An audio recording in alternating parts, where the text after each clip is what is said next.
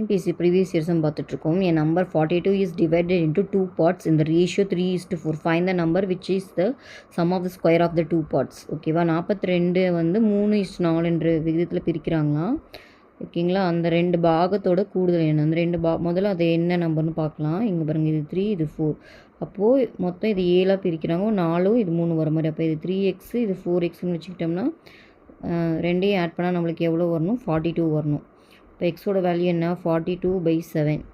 அப்போ 6ன்னு வரும். அப்போ எக்ஸ் வந்து 6. அப்போ இந்த ரேஷியோ என்ன, 3 × 6னா 18, 4 × 6னா 24. அந்த ரெண்டு நம்பரை கண்டுபிடிச்சிட்டோம். ஓகேவா, இதுதான் 3:4 வீதத்தில் பிரித்த நம்பரு.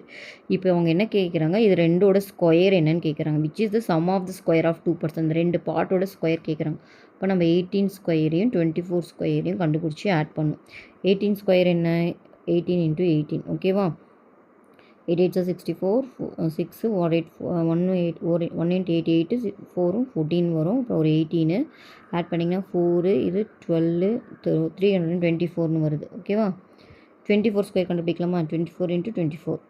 இப்போ 4 4s are 16, reminder 1, 2 4s are 8 96 48ன்னு வரும். இது ஆட் பண்ணிங்கன்னா 576. ஓகேவா, அப்போது 576 + 324 ஆட் பண்ணுங்கள். 6 4 10, 7 3 10, மிச்சம் 1 900 வருதுங்க.